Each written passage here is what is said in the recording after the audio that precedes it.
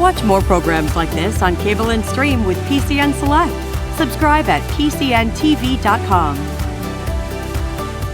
I'm Major Jonathan Letterman, Chief Surgeon of the Army of the Potomac. Before the war, I was a career medical officer in the Army. I served in Florida and in several forts in the West. In 1862, I was appointed the Chief Surgeon of the Army of the Potomac, and I was ordered to create a new plan of organization to improve the medical corps service and results. The first problem to be addressed was the fact that almost 30% of the Army was out sick and unavailable for a variety of reasons.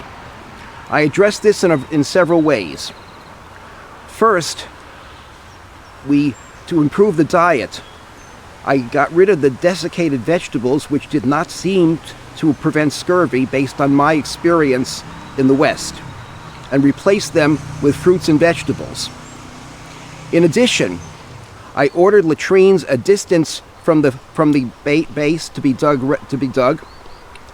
and I ordered them to be filled on a regular basis with soil and topped off with 2 feet of soil when they were full. I also ordered men to bathe at least once a week, at least 15 minutes.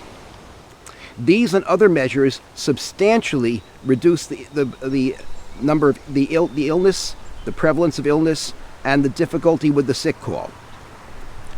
And illness was, in fact, responsible for more deaths than battlefield casualties.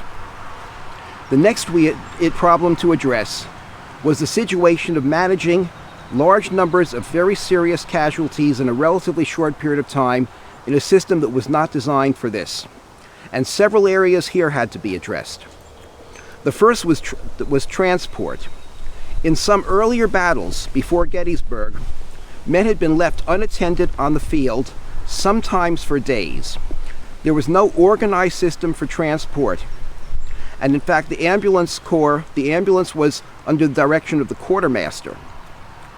With General McClellan's approval, I created a professional ambulance corps responsible to the medical department with training and eventually experience in identifying and transporting the wounded.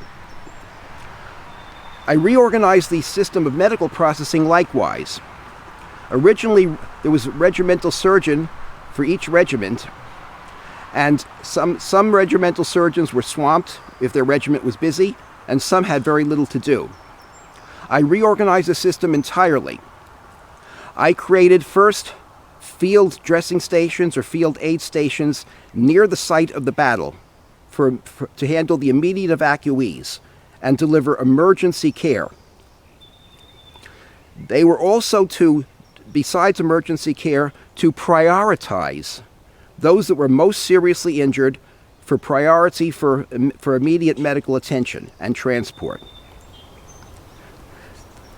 In the field hospitals in the rear were to be staffed by experienced surgeons who had already undergone written and oral examinations and had their surgery examined before they could become medical officers. Those that did not qualify as medical officers became contract surgeons or contract medical officers and worked under the supervision of the medical officers. After a major battle, we might do an amputation every 15 minutes for up to a day and a half. And it was very important that these be done expeditiously, because if there is foreign matter in the wound, or if there's a splintered bone in the wound, the chance of blood poisoning is very high. And blood poisoning is 100% fatal. There is no treatment. And once it starts, it's too late. The only thing you can do is to prevent it with an expeditious amputation.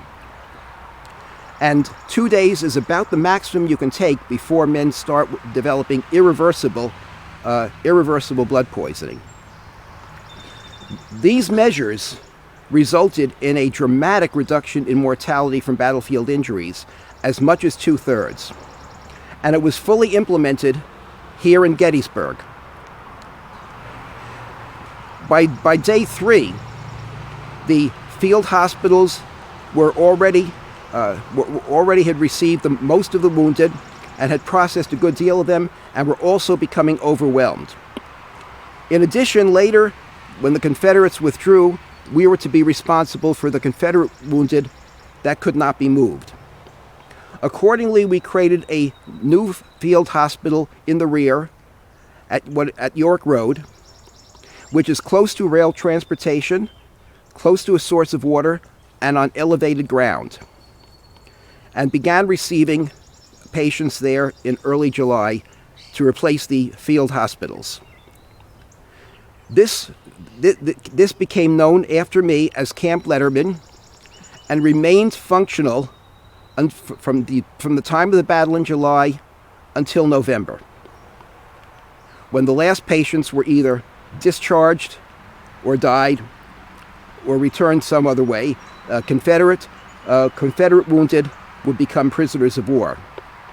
When the Confederates withdrew, they left behind their own wounded that could not be transported, and they also left medical officers with them. I then immediately took charge of the Confederate wounded and incorporated the Confederate medical officers into the operations at Camp Letterman. During the several months in which Camp Letterman was in operation, Union and Confederate wounded were both treated equally while patients in the camp.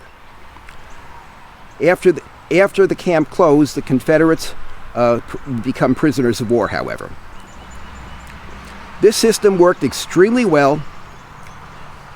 It resulted in a dramatic reduction in battlefield deaths and a dramatic improvement in health. And as a result, the system was adopted by all Union armies.